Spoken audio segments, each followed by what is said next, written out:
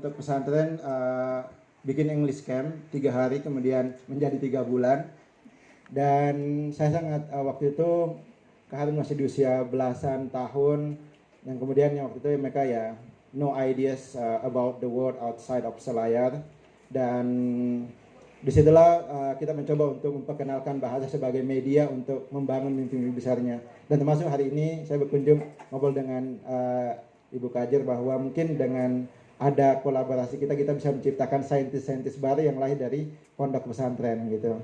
Jadi dan alhamdulillah adik-adik ini sekarang sudah bertebaran ada yang di Turki dan di beberapa tempat lainnya, dan saya itu bahwa ini bisa jadi investasi jariahnya kita ya, bahwa hal sederhana yang kita lakukan bisa menjadi pembangkit inspirasi, anak-anak bisa menemukan strong why kenapa mereka perlu mengejar mimpi-mimpinya.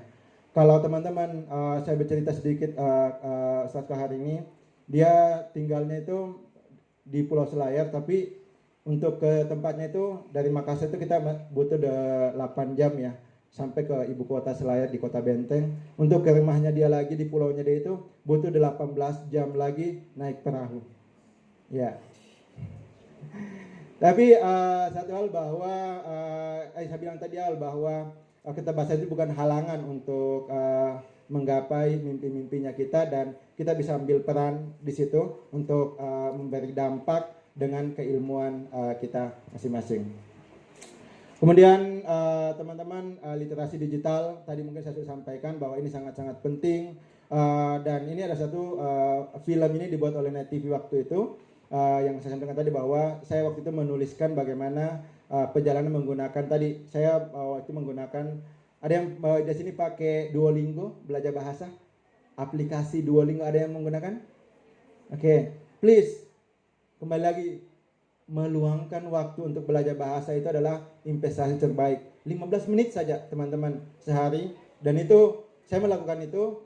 Saya termasuk orang yang tidak khusus bahasa Inggris tapi menggunakan aplikasi-aplikasi yang gratis. Saat ini saya sedang belajar bahasa Perancis juga dan bahasa Arab lewat aplikasi ini, dan itu sangat menyenangkan. Jadi kembali kita yang mengambil keputusan aplikasi apa yang akan kita download di HP kita dan produktivitas. Kenapa? Minimal adalah dengan bahasa Inggris, karena teman-teman ini adalah desain tech, pasti punya mimpi-mimpi pengen tadi menggunakan pesawat gratis keliling dunia itu kan. Satunya adalah bensinnya itu adalah kemampuan bahasa. Jadi habis dari sini gunakan teknologi aplikasi itu Duolingo itu untuk 15 menit saja sehari untuk mengasah kemampuan bahasa. Itu ada lebih dari, saat ini kayaknya ada 20 lebih bahasa dunia yang bisa dipelajari lewat Duolingo. So be wise dengan teknologi dan banyak hal yang bisa dilakukan itu. Jadi next. Kemudian ini juga bahwa ini bisa dilakukan teman-teman karena sekarang juga banyak sekali teknologi itu dua mata pisau ya teman-teman, bisa menjadi hal yang paling baik atau hal yang buruk, tergantung bagaimana kita mengendalikannya. Jadi penting untuk kita ambil peran untuk menavigasikan dan memberi dampak kepada orang di sekeliling kita atau komunitas yang ada di sekeliling kita. Kita bisa menggunakan, kalaupun hari ini teman-teman mungkin membantu remaja yang ada di remaja masjid, membantu teman-teman remaja yang mungkin ada di Karang Taruna, ataupun kelompok-kelompok mungkin yang ada di sekitaran kos kita, kos-kosan ataupun komunitas kita, untuk mengajarkan mereka tentang literasi digital itu. Minimal adalah kemampuan mengambil keputusan aplikasi mana yang di-download dan tidak untuk di-download. Next. Ya, ada yang mau bertanya dulu teman-teman? Saya tinggal beberapa slide sih untuk ini. Oke, all good? Ada pertanyaan dulu? Ya silakan ya. Ada mikrofon tadi, mic. Ya boleh dikasih ke Kak. Ya, silakan, boleh sebutkan nama dan mungkin pertanyaan ataupun apapun yang boleh, silakan ya. Pendapat juga boleh. Baik, bismillahirrahmanirrahim. Assalamualaikum warahmatullahi wabarakatuh. Waalaikumsalam warahmatullahi wabarakatuh. Sebelumnya, terima kasih atas kesempatan yang diberikan oleh Bapak. Perkenalkan, nama saya Afrilia dari Angkatan 24. Tadi Bapak menjelaskan tentang 13 keterampilan hidup. diantaranya adalah ketahanan. Ya. Melihat perjalanan hidup Bapak yang sangat memotivasi. Pertanyaan saya, apakah dalam berproses Bapak pernah mengalami rasa down atau putus asa, dan bagaimana cara Bapak mengatasi rasa down atau putus asa itu sehingga Bapak bisa sampai pada titik yang seperti ini? Terima kasih. Terima kasih banyak. Wow. Ya, mungkin saya coba flashback ketika saya di usia 15 tahun pas kelas 3 SMP. Waktu itu saya berdialog dengan ibu saya. Waktu itu saya bilang, saya tinggal kalau Pak Syarif itu di beda kecamatan ya. So, waktu itu saya bilang sama ibu, Bu, saya mau lanjut ke SMA. Terus ibu saya bilang begini, kondisi keluarga makan aja susah gitu. Saya anak pertama dari 6 bersaudara ya.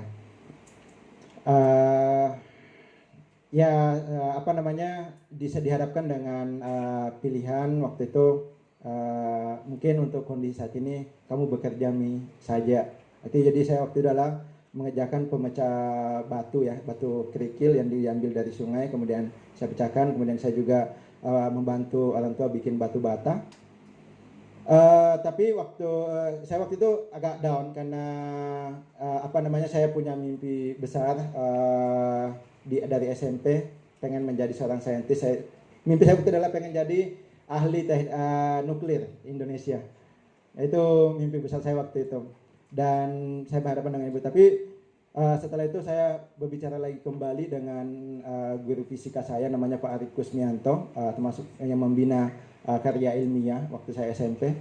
Saya berdialog bahwa kamu harus menemukan jalan untuk melanjutkan pendidikan. Dan saya waktu itu adalah bahkan memilih untuk, karena sekolah SMA waktu itu adalah di SMA 1 Bulukumba itu masih sekitar 10 kiloan lah dari rumah. Dan akhirnya saya mencari alternatif. Jadi dalam kondisi down itu akhirnya saya menemui bapak saya waktu itu kerja di Jeneponto di somel namanya, untuk yang pemotongan kayu. Dan akhirnya saya berdialog dengan bapak waktu itu, akhirnya dipinjamkan uang lah 500.000, padahal dia belum gajian ke bos di tempat kerjanya. Dan saya secara diam-diam untuk mendaftar di SMA 1 Bulukumba, dan akhirnya lulus.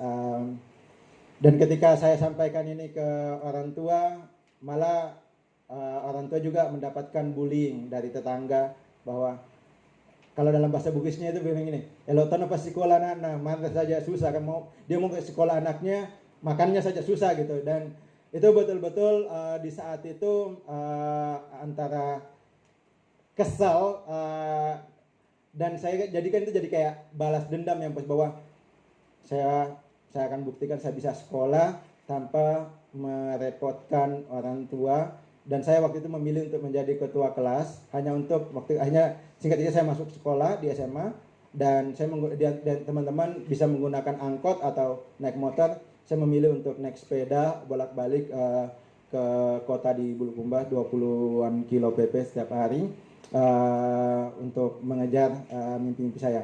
Dan itu mungkin ini, dan termasuk ketika saya membuktikan ketika ini Bu, saya kelas 3 SMA dan saya mau mendaftar beasiswa di Bulukumba di tahun 2007 itu susah sekali namanya internet.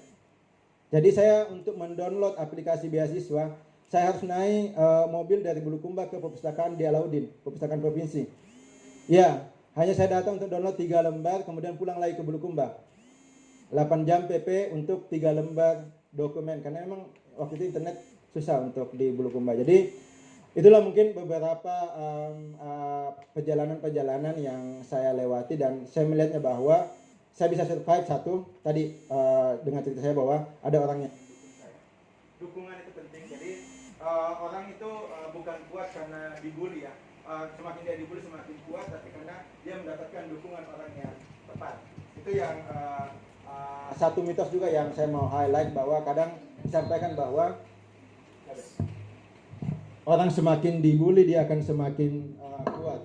Tapi bahwa satu hal bahwa kita itu bisa kuat karena ada orang yang mendukung gitu. Ya mohon maaf, banyak teman-teman yang kehilangan nyawa karena tidak mendapatkan dukungan ketika dia menghadapi itu.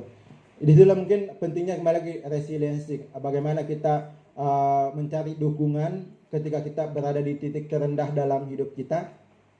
Itu penting sebenarnya. Yang pertama adalah mencari dukungan, baik itu keluarga ataupun sahabat terdekat kita ataupun mungkin dosen kita atau guru kita. Itu penting sekali karena kita itu banyak sekali teman-teman mohon maaf mungkin mengikutilah di sosial media dan banyak hal-hal yang mulai dari barcode ya, tahu ada yang isu barcode ya, mengiris-ngiris tangan ya, itu karena dia tidak mendapatkan dukungan. Jadi bahwa kita itu bisa resilience karena kita bisa mendapatkan dukungan dari orang-orang yang kita sayangi, cintai, dan itu yang membuat kita bisa survive. Dan satu hal bahwa bukan semakin dibully kita semakin kuat mentalnya, is no at all, tapi adalah karena kita mendapatkan dukungan orang yang tepat. Mudah-mudahan itu menjawab ya. Oke. Ada lagi? Any else? Oke, kita lanjut dulu sedikit ya. Ya, how to create peluang-peluang internasional, dan ini mungkin beberapa slide terakhir sebelum kita ke final discussion lagi, bahwa penting sekali teman-teman itu ketika menjadi mahasiswa minimal mendapatkan satu kesempatan exchange. Banyak sekali teman-teman exchange yang bisa kita lakukan, baik itu di fasilitas oleh kampus ya Bu ya, ada juga yang bisa kita apply sendiri. Dan itu teman-teman sekali lagi please luangkan waktu 5 menit sampai 15 menit adalah mencari peluang ketika di pagi hari sebelum mungkin sibuk-sibuknya. Mungkin kalau yang muslim habis sholat subuh itu kan masih fresh-freshnya, buka maki laptop cari maki apa peluang, minimal kemudian taruh di notes atau lebih bagus lagi mungkin punya di dinding itu adalah daily reminder yang kita bisa tulis di situ. Karena banyak sekali teman-teman, dan ya tadi fuelnya itu atau biasanya adalah satunya adalah bahasa. Karena saya diajarkan bahwa kenapa bahasa kita penting untuk mempelajari bahasa asing itu penting. Karena mungkin kalau kita hanya menguasai satu bahasa, mungkin hanya 10-30% referensi yang bisa kita baca dengan maksimal. Kalau kita bisa menguasai bahasa asing itu bisa lebih banyak lagi, di atas 70%.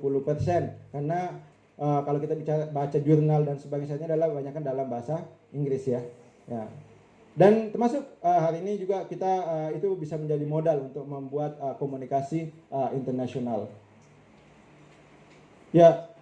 Ini tadi buktinya teman-teman. Saya dengan meluangkan 5 menit per hari untuk mencari informasi, saya dapat beasiswa 4 kali ke Amerika Serikat. Salah satunya ke MIT di tahun 2016. Dapat pesawat gratis, dan saya bisa memilih maskapainya sendiri waktu itu. Karena waktu itu saya belum pernah ke Eropa, jadi saya pilih maskapai KLM ke Belanda. Dan saya dapat banyak kesempatan belajar tentang kewirausahaan sosial dengan teman-teman dari 50 anak muda sedunia. Kemudian bisa ketemu mahasiswa yang ada di Harvard University, dan itu bagi saya adalah networking yang sangat luar biasa yang bisa menambah pengetahuan, kemudian kita lagi skill baru dalam mengelola pertemanan teman-teman. Next. Ini saya juga mau sekalian untuk introduce bagaimana sistem pendidikan di Qatar, karena ini Qatar itu adalah satu world class education yang saat ini mungkin yang mahasiswa akhir ya mungkin belum tahu bagaimana pendidikan di sana. Ini bisa jadi satu hal peluang yang bisa dicoba ketika teman-teman yang tadi ada yang mau, siapa yang pengen umrah tadi, yang pengen umrah ke Saudi Arabia, teman-teman kalau kuliah di Qatar itu bisa tiap minimal adalah tiap semester itu bisa umrah, karena itu hanya tinggal 16 jam naik bus ke Mekah. Ya, kita coba lihat ya bagaimana pendidikan yang ada di Qatar. Di video ini juga ada teman, ada alumni UIN juga, kakak kelas saya, dia alumni tafsir hadis. Saat ini kalau dari Sulawesi Selatan baru bertiga yang saya tahu dari alumni Qatar. Satu dari UIN Alauddin, satu dari UIN Jakarta, I dan would saya. recommend studying in Qatar for the unique experience that you get once interacting with people from all over the world. It combines an American education in a Qatari setting. The location of Weill Cornell Medicine in Qatar matters a lot because of the close proximity to my home country. It's situated in the heart of Education City, where you have access to everything that Qatar Foundation has to offer, like the Student Center, where you have social activities, educational activities, always going side by side, and that offers a very great learning environment. Qatar placed a lot of focus into the safety of students, and they go above and beyond to ensure that you have those resources. Ini kampusnya 12 hektar kampus saya.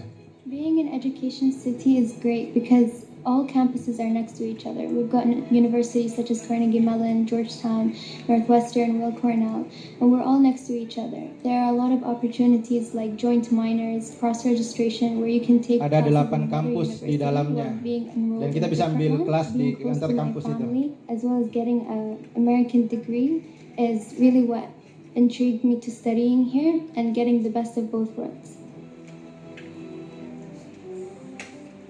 Qatar Foundation has one of the most diverse student bodies in the world. Students from more than 100 countries, students from very different socioeconomic backgrounds, and also the opportunity to have all the Ini academic disciplines. keretanya gratis It's di a unique kampus. approach that brings together innovation, disruption, a progressive approach towards learning. HBKU is our graduate university and also the institution that is fully devoted to research as well. And that complements very well with the undergraduate educational opportunities that are being offered by the other universities that are part of Qatar Foundation's education ecosystem.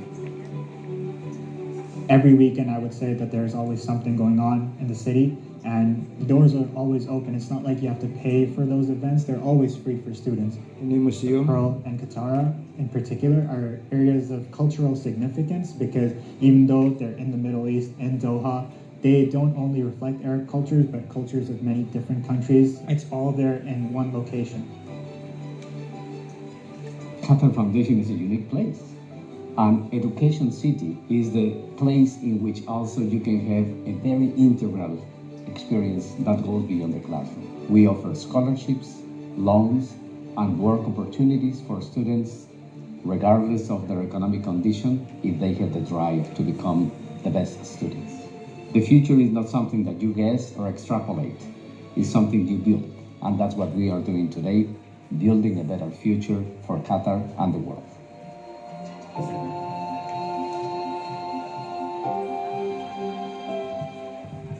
Gimana, ada yang tertarik kuliah di Qatar? Ya, teman-teman, kalau sekedar informasi, beasiswa di Qatar itu jauh lebih tinggi daripada LPDP. Ya, dan saking kita dimuliakannya di negara itu, kalau teman-teman single itu dapat kamar yang one bedroom apartemen. Kalau punya anak satu dapat yang 2 kamar. Kalau lebih dari 1 anak dapat 3 kamar.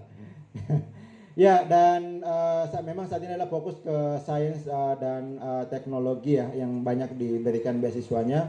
Dan ya tadi saya bilang di sini memang menjadi tempat teman-teman bisa mengembangkan jejaring internasional, dan tentunya adalah di situ juga adalah banyak diberikan kesempatan untuk manage keseimbangannya. Kalau tadi lihat ada tempat-tempat olahraga dan sebagainya, itu adalah memang by design oleh kampus untuk, karena memang studinya lebih kayak studi independen ya.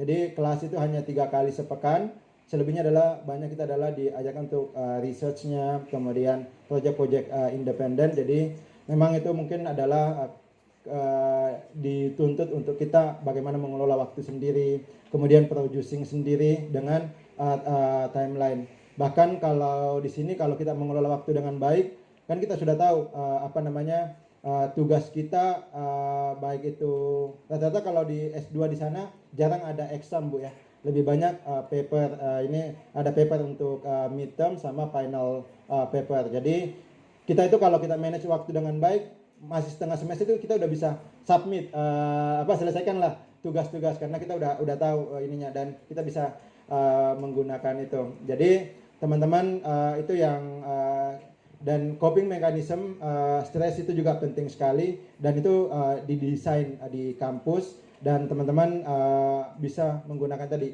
mengelola stres dan emosi itu sangat penting, karena kembali lagi disitulah tadi kalau stres dan emosi kita bagus, itu kita juga bisa lebih fokus untuk baik dalam perkuliahan ataupun kegiatan seharian lainnya. Ini beberapa website yang mungkin tadi saya sampaikan yang bisa teman-teman untuk mengupgrade diri teman-teman, karena tadi dunia itu borderless ya. Kalau yang pertama itu Opportunity Desk, itu semua kumpulan informasi beasiswa S1 sampai S3 sampai yang non gelar ada di situ, dan itu update tiap hari dari berbagai negara. Kemudian info lomba juga ada di situ, kemudian research grants juga ada di situ teman-teman. Jadi emang udah dikurasi di dalam website ini. Kemudian sama dengan bagian B itu adalah lebih kepada untuk kalau teman-teman memang tertarik dalam dunia social project, itu bisa melihat di situ pendanaan untuk social project. Kemudian yang tadi ada yang mention tentang public speaking. Ada yang biasa nonton video TEDx? Ya, video TEDx itu adalah salah satu cerita-cerita inspirasi misalnya dari saintis dunia ataupun aktivis yang disampaikan secara singkat, padat, less than 10 minutes sometimes. Disitulah untuk belajar tentang public speaking. Itu bisa dinonton, kalau saya suggest minimal satu video lah satu hari nonton di video TEDx itu. Nah, bertambah pengetahuan tak dengan penemuan-penemuan terbaru, dan bisa juga belajar bagaimana public speakingnya. Next on yang D dan E itu adalah mungkin udah biasa ya pakai, yang ada yang biasa sudah ambil kuliah di Coursera, di IDX. Tahu nggak teman-teman, di D dan E ini teman-teman bisa ambil kuliah gratis dan bersertifikat itu di Harvard, di MIT, itu bisa ambil kuliah di situ. Jadi teman-teman bisa nambah, dan itu bisa digunakan di situ, dan itu secara gratis di Coursera dan IDX itu adalah online course yang diberikan secara gratis oleh universitas-universitas terkemuka di dunia. Jadi gunakan ke ini sekaligus untuk melatih bahasa Inggris tak. Kak, saya belum lancar sekali bahasa Inggris, apalagi bahasa Inggris akademik. Pakai chat GPT, nggak apa-apa Ji. Gunakan teknologi secara bijak. Oh, ada mungkin kalimat atau ini, pakai chat GPT tolong terjemahkan ke dalam bahasa Inggris untuk akademik writing ini. Kan pasti bukan ke chat GPT. Yang kalau mau yang lebih presisi lagi, sekarang ada namanya Copilot AI ya, Pak ya, yang di Microsoft Edge ya. Ya kalau ini pakai Copilot lebih bagus lagi. Tapi dengan kita yang sebagai pilotnya, yang memberikan promptnya dengan misalnya kita bisa gunakan, saya termasuk saat ini adalah menggunakan AI untuk berdiskusi, mencari ide. Jadi please gunakan itu. Kalau saat ini mungkin bahasa Inggrisku, karena mungkin kalau bahasa Inggris akademik kadang-kadang agak lebih sulit ya. Tapi nggak apa-apa, itu kita bisa menggunakan teknologi. Kembali lagi, bijaknya menggunakan teknologi AI itu bisa digunakan teman-teman. Jadi pakai ChatGPT ataupun Copilot. Yang penting jangan bikin tugasnya itu adalah semuanya ChatGPT bikin artikel 500 kata tapi nggak ada kontribusi sama sekali. Tapi kalau misalnya ChatGPT bantu editkan grammarnya tulisanku ini, saya kira itu secara plagiasi tidak apa-apa Pak ya. Ya, karena itu kita udah punya 300 kata tulisan, kemudian kita minta ChatGPT adalah untuk diminta diperbaiki secara ini saja gramatikalnya, bukan dibuatkan. Nah, karena ChatGPT punya kemampuan itu. Saya termasuk kalau saat ini adalah mengirim email ke email profesional ke teman-teman. Kadang-kadang kita salah ketik ya. Saya masukkan copy yang draftku itu ke ChatGPT. Tolong ChatGPT please revise the grammatical. Dan itu akan dibantu ChatGPT untuk direvisi gramatikalnya. Kemudian saya copy kembali ke dalam draft email. Itu bisa kok dipakai. Jadi banyak hal yang kita bisa gunakan teknologi untuk membantu produktivitas keseharian kita gitu. Ya, dan itu bukan plagiasi ya, kecuali memang ChatGPT bikinkan makalah tentang ini dan sebagainya. Next. Kembali tadi saya mau terakhir tadi yang. Ya, Kemudian F dan G itu yang mungkin senang dengan mau menjadi relawan. Kemudian relawan yang dapat uang saku. Contoh misalnya yang UNV itu teman-teman mungkin yang nanti kalau itu minimal 18 tahun. Misalnya pengen ke Afrika setahun. Atau ke Timor Leste atau ke Papua Nugini. Itu bisa jadi volunteer selama setahun di lembaga-lembaga PBB. Dan itu dapat uang saku sebulan $2.000 minimal. Berapa itu $2.000 kalau dirupiahkan? Hah? Kalau $2.000 berapa? 2.000 kali 16.000? Ya kurang lebih 32 juta uang saku yang bisa teman-teman dapat kalau itu menjadi volunteer di lembaga ini. Teman-teman bisa lihat di UNV. Kalau yang teman-teman yang suka bola dan mungkin mau jadi volunteer di Piala Dunia atau di sepak bola, itu bagian G-nya juga bisa teman-teman lakukan di situ, teman-teman. Ya, itu yang terkait dengan referensi. Saya punya aktivitas terakhir, teman-teman.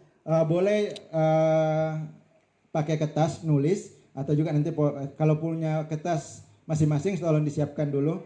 Ya. Kita akan nulis, kalau enggak bisa ditulis di handphonenya juga nanti dipakai di notesnya. Tapi kalau ini karena saya akan punya satu alas aktivitas. Masih waktu masih ada Bu ya? Ya, kurang lebih 10 menit teman-teman. Saya pengen menggunakan momen ini untuk bercerita dengan diri kita lagi masing-masing. Mengingatkan diri kita bahwa kita punya mimpi-mimpi di masa depan. Nanti teman-teman akan saya minta silakan yang mau menulis dalam kertas silakan biar lebih berasa lagi feel menulis suratnya. Jadi ini adalah surat untuk diri kita sendiri teman-teman. Jadi misalnya sesuai nanti di judulnya ditulisnya untuk misalnya siapa nama tak? Ya untuk Rasmi nanti di masa depan. Oke. Ini ada template-nya. Ini hanya jadi patokan, tapi boleh dikembangkan lebih jauh. Nanti selama menulis surat ini, jadi ini misalnya teman-teman ini hanya jadi panduan ya, tapi boleh dikembangkan. Misalnya, aku harap kamu lebih giat lagi dalam belajar biologi atau apa misalnya. Aku harap kamu titik-titik boleh dikembangkan sebanyak-banyaknya. Aku harap kamu memiliki rasa empati atau ketahanan dalam menghadapi situasi keluarga yang kamu hadapi saat ini. Aku harap kamu merasa lebih bahagia lagi dan seterusnya gitu. Saya akan putarkan 2 lagu. Setelah lagu itu selesai berarti suratnya juga selesai ya. Jadi ada yang mau bertanya dulu? Jelas ini? Ini panduannya saja dan ini kemudian yang tadi kayak aku ingin ingat. Kamu ingat bahwa titik-titik silakan dikembangkan. Kalau mau ditambahkan juga dari ini silahkan teman-teman. Kemudian salam dari Rasmi misalnya.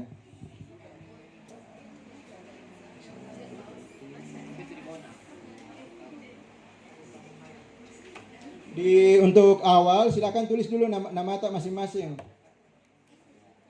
Iya silakan. Iya Bu ya. Ya. Ya tulis dulu untuk nama masing-masing untuk. Oke, sudah siap? Oke, kita mulai. Hari ini